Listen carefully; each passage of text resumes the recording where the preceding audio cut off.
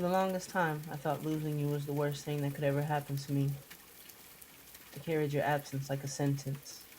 Every morning I would wake up and serve time, trying to convince myself that if I had loved harder, spoken just a little softer, or maybe been better, you would have stayed, and that lie nearly buried me. Because grief has a funny way of disguising itself as loyalty. It tells you to sit in the ruins and call it love. It tells you to keep staring at that closed door because somehow suffering feels more honorable than moving on. So I stayed there for months, holding on to someone who had already let go. And you want to know the crazy part? I thought I was fighting for us, but I was really only fighting against myself, against healing, against acceptance, against the possibility that losing you might actually be what's saving me. See, nobody talks about that part. Nobody talks about how some people leave your life because they were never meant to stay.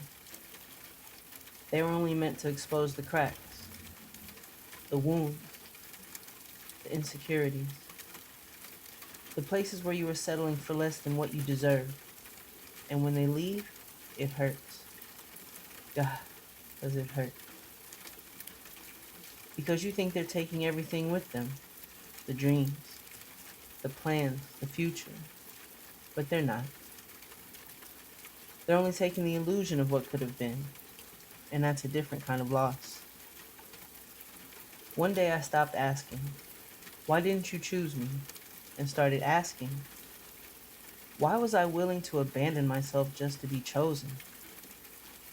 And that one question changed my whole perspective.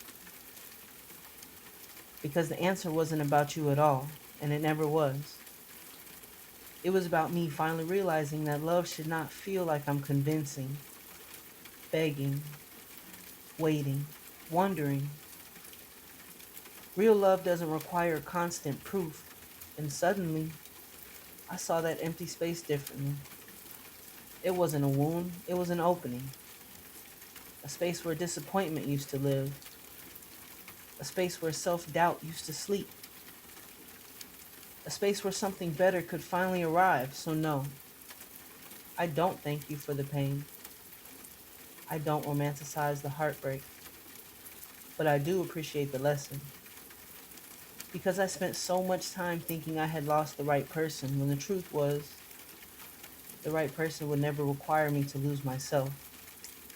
And maybe that's the gift that's hidden inside every ending. Not that someone left, but that they made room. Room for peace. Room for growth. Room for the kind of love that doesn't have to be chased, but the kind of love that arrives and recognizes you immediately.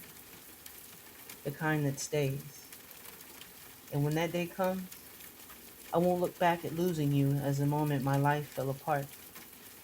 I'll look back at it as the moment it finally began.